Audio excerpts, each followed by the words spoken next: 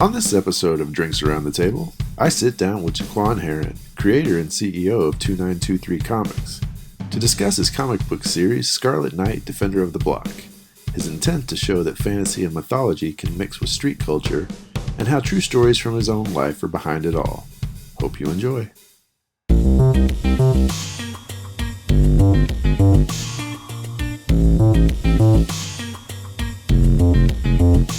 Welcome to the show, man.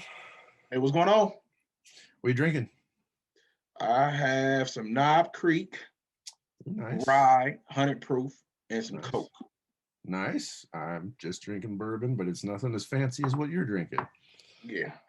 Yeah. All right, so let's see. I think I want to start with, all right, Scarlet Knight. Yeah. Man, so I've read both issues that are out so far. You got the two out, right? Yes. Okay. So how did you land on, because it's a mix of, I mean, you've got like, there's a Gorgon from Greek mythology in there in issue 2. There's Arthurian Let. Like, how did you land on the mix of what's in there?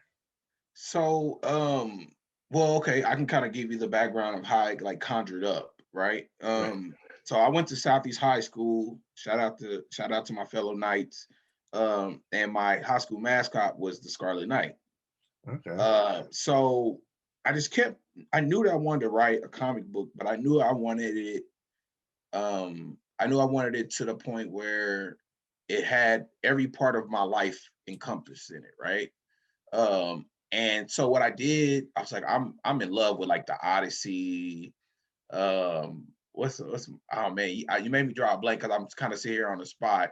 When we talked to like Percy Jackson and movies like that, and Nice. What's the movie from the guy from Terminator?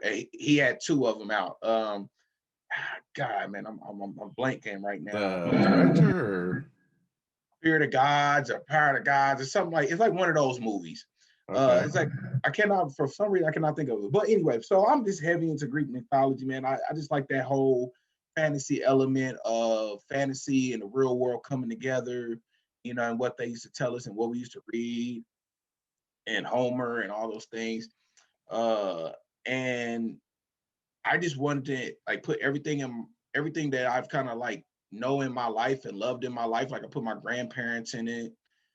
And I just wanted to, at first you had to have your villains, you got to have your protagonists, your antagonists, you got to have everybody. And I just thought it was a great way because, I mean, that's all Greek mythology is good versus evil. Yeah, right. Like everything is good versus evil. Everything is good versus evil. Like you have these gods for this, you have these gods for that, you have these monsters for this, you have these monsters for that. And these demigods and all that stuff. So I just thought it was a good mix of what I was trying to bring to the world in the realm of fantasy and urban culture, is what they call it, right? And mix it all together. I thought it would be great. That works. I mean, it is. It's a cool mix. So the grandparents in that are based on your grandparents. Yes, those are actually the likeness of my grandparents. Oh, that's awesome. Yes, my grandparents passed away about 4 years ago. Okay. And when I was going through my mourning stages. I knew I wanted to put them in a comic book. I think it was therapeutic for myself. And then also, I mean, I think about my grandfather and how I was raised.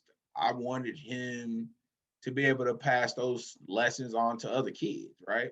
Yeah. Like if you think about all the old cartoons we used to watch, like the dad used to always give this great advice.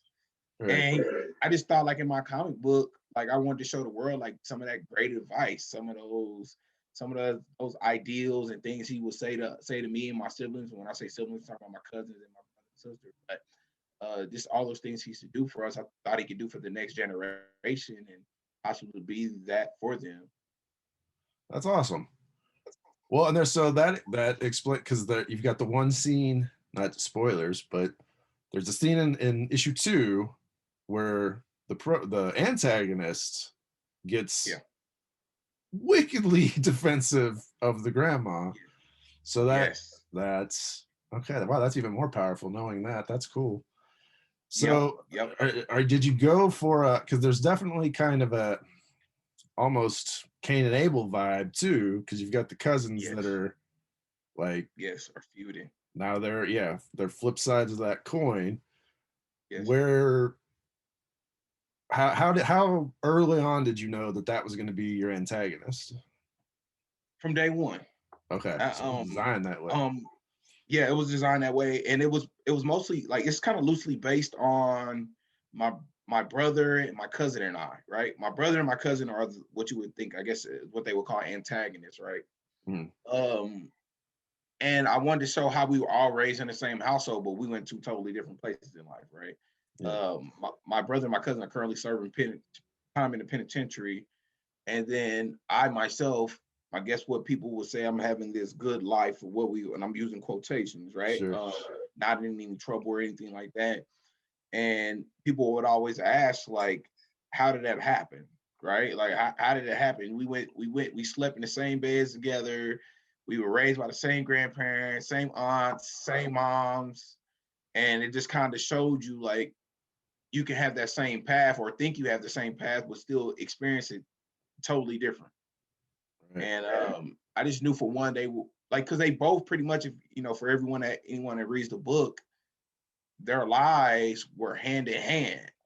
And so automatically, and even to the end, like their lives were similar. Like they just knew kind of where they were going to go together. Right. But really in the back of the other person's mind, they had a whole other plan of how they wanted to do things, even though they were going down the same path.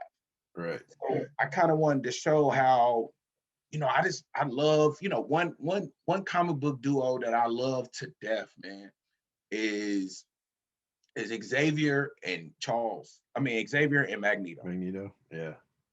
I love that dynamic. I remember when I was looking at the cartoon, I read the comic, and I remember looking at the cartoon though, and I remember when he had Xavier had said that they had grew up together. They defended each other. They were essentially brothers. Right. But now here they are feuding on how to save their community. Right. And it's pretty much the same thing. And I think that's kind of what we deal with in everyday life. Like, you deal with, everyone has their idea of how to save the world. Yeah. Right? Everyone's goal is to save the world. Sure. But we're all going about it totally different. Like, we're Yeah. not on code. So I just kind of wanted to kind of show that. Well, and yeah, I mean, there's a lot of deep, almost throwaway lines in the conversations too, where like, if you're not paying attention, because yeah, I mean, the first conversations that the cousins have about, and I'm not going to break this down panel by panel. I could, but I don't want to like spoil everything. But that first conversation where they're both in the same like place, job wise, yes, and one's like, yeah, but I wanted to be in LA with like the money and the like. I didn't want to do this like do-gooder side of it. Yes. And that's the first conversation. That's the second panel. Yes. Of like, you can see kind of where the choices are taking them, and then then things play out, and it's deep. And then you kind of just figure out in the comic, you just kind of figure out like, wow, I thought I knew, because you're gonna have differences, right? Like, we will all be stupid to say that we don't, even though our friends have like-minded, we're still different.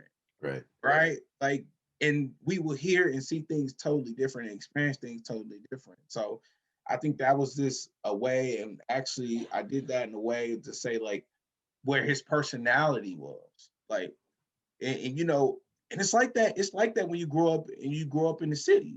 Like, and I wanted my comic book to display my culture, which was city culture, because that's what I grew up 18 years out of my life was in the city.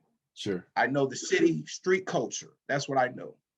And I felt like I never saw anyone show that type of culture within this element of fantasy. I just thought maybe they thought it was too hard, or maybe they thought it wouldn't mix street culture with fantasy. So I kind of wanted to show that, because it's like that when you grow up in the streets. Like, we all have different views of what success is.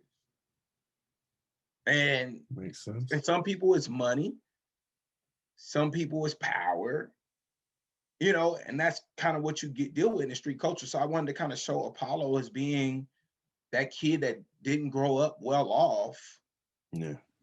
But he had his thought of what success was going to be, which is him in LA with the girls and the money. Right. So yeah. So what? Wow. Okay. How? So you had the concept, Yeah. pretty decided going out the gate. Yeah. How long did it take you to? How long before print did it take you to build the world around that concept? Before print. Well, I wrote the comic book in like 2 days. Oh wow. Right. Okay. I went on vacation. I went on vacation from work around my birthday. So my birthday is around Christmas. So I took the week off and I just kept playing with the idea of writing a comic book. So after my wife was like, go do it. Like, what are you here for? Like, go do it. Yeah. I just went and did it. So I remember going upstairs, looking at how to format writing a comic book. Mm-hmm. So I had to like study up on that. And then once I learned the structure, I just started writing. That took me 2 days. But then it came the funding, right? So anybody that's thinking about writing a comic book, I'm gonna give everyone a tip here. This is the most self-funded industry in the world. Truth. Someone told me this, and I did not believe them because I'm a person that seeks out mentorship. And I started contacting people on Facebook and everywhere else that wrote comic books. Everyone told me the same thing. They say, get your money right. Get your money right. Get your money right. You do not believe it until you do it. All right. Then you're like, what the hell did I get myself into? All right. So from there, I had to raise the funds. So I was like working and paying as I go. Like I was thinking like, I said, well, it's going to probably cost me around $3,000. So I was going to try to do this over time. Like I was going to try to pay it out of pocket over time. So I have two frat brothers who I also consider mentors from Porterhouse, KC. Shout out to them, Dan and Sharon. And they was like, dude, you got to do a Kickstarter. Like this is kind of how the comic book industry works for indies. And I was like, nah, I don't want anyone knowing what I'm doing. And I think that was that scared little boy from the city, like coming out like, I don't want to be judged. People are gonna look at me like, what the hell is Quan doing? Which is funny because I'll tell you something soon. So that took me a lot longer. So what I ended up doing, I funded half of it, but then I did a Kickstarter that flopped. Then I was like, man, I'm doing something wrong. So I studied a little bit more, did an Indiegogo, funded 117%. Nice. And it took me probably about 3 months total on my own issue. My pride was my own issue. I would have been done a lot sooner. Right. But so my pride was my own issue just from not raising the funds and doing that, finally deciding to do that. So it took me a little bit longer. But yeah, it took me about 3 months. So was that for the first issue, or was that for these first 2 issues that are out? Woo, for the first issue, that was just for the first issue. Second issue was a nightmare. Really? It got worse. Yes. So the raising the funds part wasn't hard. It was everything else that was happening during that process. Okay. Like literally, the comic book was written, didn't take me long, took me about a week, and I was just really I would have been done in 2 days, but I was just I'm slow with things, so that took a little longer. So that took long, but what took long, the funding, of course, I did a 60-day. That was 2 months. So then by the time you get the money, but in the process, COVID is getting ready to start. Yeah. So not only am I dealing with COVID, Right. I have T-shirts that I have to order, and people are not in the workplace. Right. Right. Then, towards the end of the book, the people were colored wrong. Oh wow. So I had to send that back. Right. And it was just, it drew out the process so long. It took me longer than, I did not want to be that guy, right? I used to hear these horror stories about people with crowdfunding, and individuals still didn't have their books. Yeah. I did not want to be that guy, and I ended up being that guy 2 months after deadline. I expected to have the book shipped. Well, I mean, it's a pandemic. What are you gonna do? Yeah, I held myself up to a higher standard, and it's one of those things where here I am, young Black comic book creator, new to the industry. People are already skeptical, and here I am made a flub. Yeah. I all I kept thinking about. I made a flub. I mean, I think that's being a little hard on yourself with the pandemic involved, but I see where you're coming from. Like, you're right. I mean, you're that story of comic creators in particular, but pretty much any artistic endeavor that does the crowdsourcing and then it's just crickets. I mean, that's, yeah, you don't want to be in that camp. But so, okay, what is your so you write it? Yeah. How does the artwork, how does that manage itself? Oh man, it's kind of cool how I did it. And I always tell people to do it this way. So the artwork is pretty much easy. I met Peterson through Instagram. Shout out to Peterson. He's in Florida. I met him through Instagram by hashtagging comic book artists, and I like literally went through 1,000 artists, like literally probably 1,000 or more. Yeah. Just went down, looked at some people's artwork, didn't like it for me because I wanted to have that nostalgia, Ninja Turtle kind of old X-Men a little bit, comic book style. And I found Peterson, and I found a guy before. I think I found 2 people before him, but he was the only one that said, "When are you ready to work?" Nice. And it was natural and organic. Right. Which is important. So it was important. It was organic because that let me know I could work with him. Yeah. And I mean, we just pretty much just go he'll do the draft, he'll do the roughs, send me the roughs, how this looks, I'll approve it, then he'll go to pencil and inks. And then from there, you know, he get his money. He'll say, hey, I'm doing 3 at a time, send the money over. And then we'll go like that. And now with the letters and the colors. So I found a guy off of, shout out to Hindi, off of Fiverr. Okay. He lives in Indonesia. Right. Okay. So what I was catching myself doing is when I'm getting up, he's going to sleep. Right. And when he's going to sleep, I'm getting up. So there, in order for us to really have any kind of dialogue or communication at all, I had to stay up. Yeah. Or he had to stay up. Right. One of you just did. for us to meet in that window. Right. That was the most difficult. But Hindi did a great job. I think he has a great story within himself, man. I don't know who his family member is, and I think he's an artist. He wants to be an artist, and I think his family was denying that he would be a letterist and a colorist. Really? He was like, man, my family doesn't believe that I did this. and I like, bro, here's your name. Right, yeah. Credit. And they didn't believe that he did it. So I don't know if he's young. I never asked, but I mean, I hope they believe him now. But right, yeah, man. Wow. All right. So, and then your inker who's your inker? No, he does both. Peterson does the pencils and the inks. Oh wow, so he's both. Okay. Yep, and then Hindi does the lettering and the coloring. Oh wow, so you've got it done. Okay, that's handy having 3 of you to knock it out. So how long are you envisioning the series going? I really was shooting for 10 to 12 issues. And now these stories are all true. So I'm pulling stories from my childhood, like real stories from my childhood.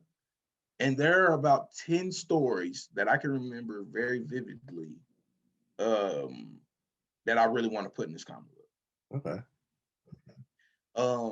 Like issue 2, for anyone that reads issue 2, it talks about sexual abuse. It doesn't dive in it too hard. Yeah. It'll be hard for a younger reader to read, but you can put two and two together. You know how you just sit back, you listen to a song, or you watch a movie with your adult eyes, Right. and you're like, damn, I didn't even see that as a kid. I didn't see that as a kid. And that's kind of how I wanted issue 2 to be. So I hop into I hop into sexual abuse from someone in someone's family, and I actually knew a young lady that happened to. I contacted her, talked to her about that. And I asked her, would it be okay if I put this in the comic? And she said she was honored actually that I will put that in the comic because she thought it would help other young ladies out there who are dealing with it. So and then we're hopping into issue 3 now, and that's gonna talk about losing a child. Wow. Yeah. Seeking revenge. If you look at the comic books, it's all about if you had the power to hurt those who hurt you, would you do so? Right. Well, yeah, and I mean it's that scene in particular in issue 2, like when you get why things are going the way they're going, it's like, well, Yeah. all right. Like, Yeah. so I'm blanking on the Gorgon powered person's name, but what Strange. is she coming back, or is each issue going to highlight a situation and then that's it, you're going to move on? Yeah, no, she's definitely coming back. Like they're gonna pretty much hit this like Batman and Oracle.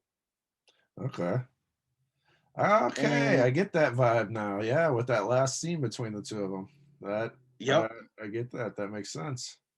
yep. Very So cool. they're gonna hit this like Batman and Oracle kind of tag team, because I don't want to give away what happened in issue 2, Sure. but she can't give her powers up. Okay. All For a right. particular reason. So We'll have to, when we're off there, I have a question about that, but I can't ask it without giving anything away. So we'll yeah. wait until we're done. But what all right, so you've clearly got comic book influences. How Yes. deep of a dive of a comic book collector, like were you as a kid, or was it, I mean, and cartoons both, but I mean, did that go hand in hand? It went hand in hand, definitely. Man, I was mostly raised by my grandparents with my mom. So when you're raised around older people, you typically watch TV all the time. Yeah.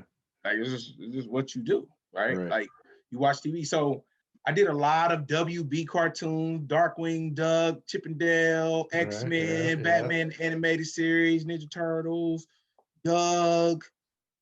Like, I mean, you name it, I was a TV buff, which is kind of crazy that I really am not working in the film and TV industry in some capacity, which it baffles me to this day. I was actually just telling someone that the other day, but so yeah, that was major influences. And then my grandfather would buy me comic books. So I Nice. played football with the neighborhood kids. Shout out to everyone off 58th Street. I grew up with the neighborhood kids, so I have a friend that was like a super athlete, right? Like they were natural athletes. So I played football with them most of my life. So some of them days I did not want to go to football practice, right? Because I don't love football. I just like football, right? Yeah. I was just decent in it. I was just decent in it. And he would say, well, if you go to football practice, I'll buy you a comic book. So I was like, oh, okay. And my first comic book ever was a Spider-Man comic. Nice. It was a Spider-Man comic. And I think he was fighting Morbius in that. Wow. And I just fell in love with Spider-Man comics. And I think it was more so he was like a broke kid living with his surrogate parents, just like me. Like, Okay. and he had this other personality outside of everyone else, but he still had to take on everything in his element as a human, as a person. Right. He still had to deal with bullies, even though he knew he could react. And I think that's all about what my comics about, and this life in general, right? Like we all have this power, we can make something happen, but it's just like have the self-control to know, like, hey, I need to do this for good.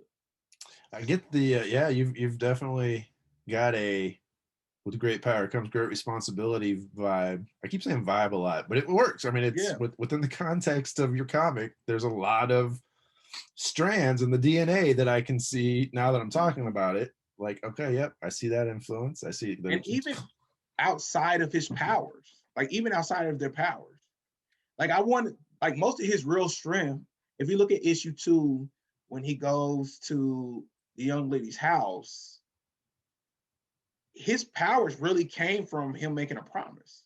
Yeah. It's true. That is what saves the day there. Yes. So in I just issue wanted to 2. show, yeah, like we're really strong with even without the guns, without the pins, without our perceived power. Our perceived power just comes from how we treat people. Wild. Man, yeah. Now with these different perspectives, I'm going to read it again and see if I pick up anything else that is in there. Now, how you got into toys out of this, I saw. How did that come about? I knew I had to grow the business for it to go for where I wanted it to go.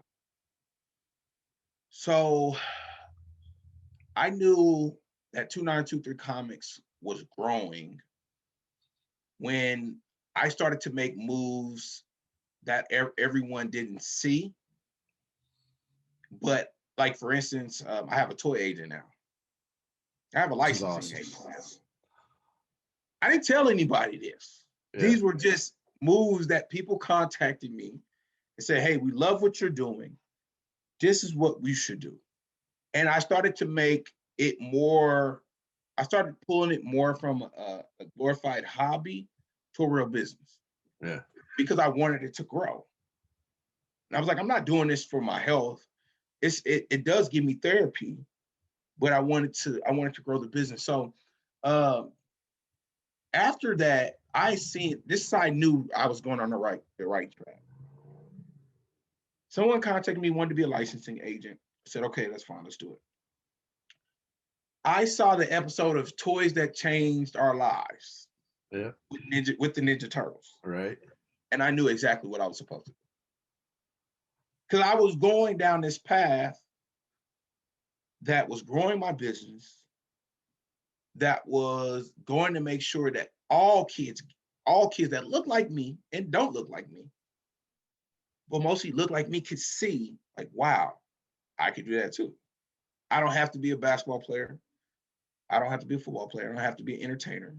I can write comics. And for me to achieve that goal, because I don't care about money, right? I don't care about the money.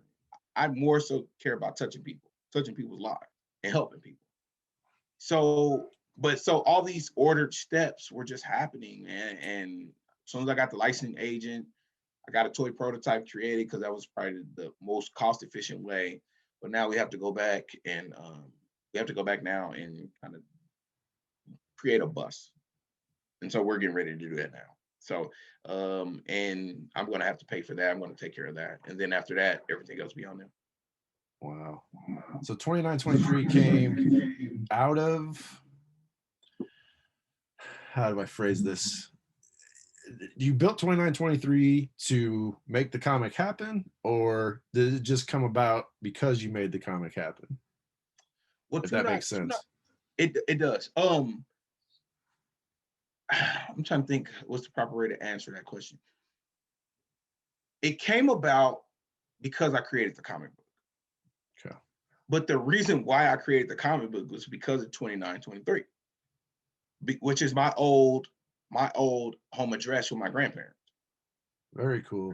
If you look at my logo, it's a house, and how the house is set up, that's the attic room that I slept in. Wow. So when I would go to sleep at night or prepare to go to sleep at night, I live, like I said, I tell everybody I live with my grandparents. They went to sleep at like 8 o'clock. Sure. All the lights are off in the house by 9. So from 8 to 9 until I go to sleep, I'm just looking at a wall.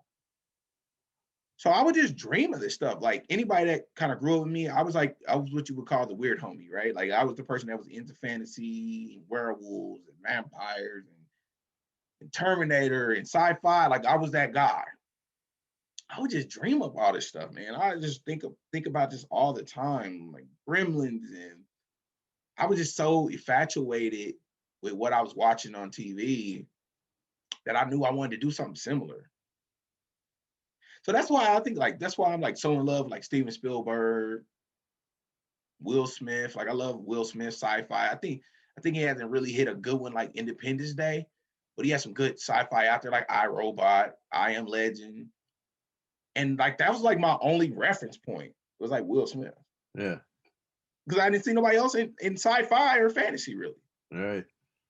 So yeah, man. So I used to just dream it up. So 2923 Comics actually birthed from the Scarlet Knight book, was the reason why the Scarlet Knight was created. Wow.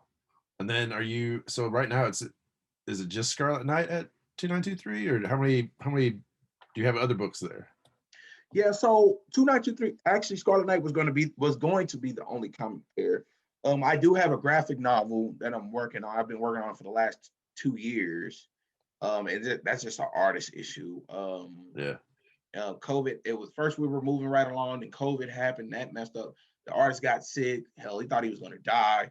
And then he took a break, and then he got back on. He had other projects he was backed up on. So that's just an issue, and that's called Meet the Hills.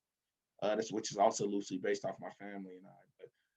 But I'm trying to think. So that's the second issue. I'm also working with Brandon on Black Spartans. That first issue was awesome. Yeah, and he's going to put that up under. We lost sound. Yeah. There we go. Hello? Can you hear me? Yeah. Yeah. So he was going to put that up under 2923 Comics umbrella. We're working together on that, man. And I mean, that's it, man. I always just really just wanted. I took it this way, and this is honestly God truth. I was looking at a BMF documentary, right? Mm-hmm. Are you familiar with the BMF? The Black Mafia family. Okay, yeah. I was looking at Black Mafia family's documentary, and it was the head guy had made a statement. He said when he created his record label, it only made sense for him to have one artist. He said, it only makes sense for me to have one artist on my label where I can put all my resources into that one artist for them to be successful, rather than me have 10 artists and try to split the money up to make them successful. Right. So I talk about street culture and how I'm influenced by street culture because that's all I know. That's what I grew up with majority of my life. But that's the same thing I did with 2923 Comics. I just figured like, hey, I'll put all my resources into the Scarlet Knight, and even though I'm adding the graphic, but I put all my resources into Scarlet Knight, and then make sure that pops. Right. And that has everything that it needs, rather than spreading myself thin. And no judgment to anybody else that does 2, 3, 4, 5 projects. I just don't think that's for me. Sure. What's the follow-up? Oh, sorry, go ahead. No, I'm just saying it's a lot of moving parts in comic book. Yeah. And I don't think people like whoever can handle 4 or 5 projects, bro. Oh, congratulations to you, because I couldn't do it. Yeah. I get that. Go ahead. So you got 10 or 12 issues you're thinking. Yeah. Do you have other projects that you might do next? Like, or is this once you're done here? I'm done. You're done. I'm done. Wow. I think by that time, 2923 Comics will go exactly where it needs to go. I'm hoping that it does. I think I'm putting in all the work now so that it does. Right. Right now we're working on a big project now. It's all self-funded. I think this is going to at least give some opportunities or some looks that the comic book company needs. I said from day one, I wanted to grow the company. And if you look at that episode of Toys That Changed Our Lives, you would know exactly where we're going, where we're heading. Yeah. And we have it, like it's happening. So it's happening. So yeah, man, I think it'll go where it needs to go, and the company will evolve from there. But I also believe if it continues to grow and it continues to happen, we may keep going. We'll just keep creating issues. Yeah. No, I mean, I hope so. That's cool. It's been fun. Winding down here. So where can everybody find you? You can find us on Instagram and Facebook. Scarlet _ Knight 2923 on Instagram. Scarlet Knight book series on Facebook. I'm on Twitter, not as much as I should be, but I'm on Twitter. So if you ever want to contact me, you can contact me either through either one of those social media platforms. And we look forward to just continuing to serve the community. We have a tech app coming out for creatives. That's now coming out. I got funded by Digital Sandbox, got a $20,000 grant. Very And awesome. it's going to help guys like me and Aaron locate those vending events that we need to keep striving and surviving. So that'll be done here very soon. And like I said, look out for the toy here. Hopefully in the next year, I think is where we're heading, and a lot of great stuff happening. Well, I'll put all that down below. But meantime, thanks for having a drink with me, man. Yep. Have a good See you one. next time. Thank y'all. And that wraps up our visit. Remember, if you'd ever like to get together for a drink, just reach out. We'll put something on the books. In the meantime, like, share, subscribe, do all the things down below. Till next time.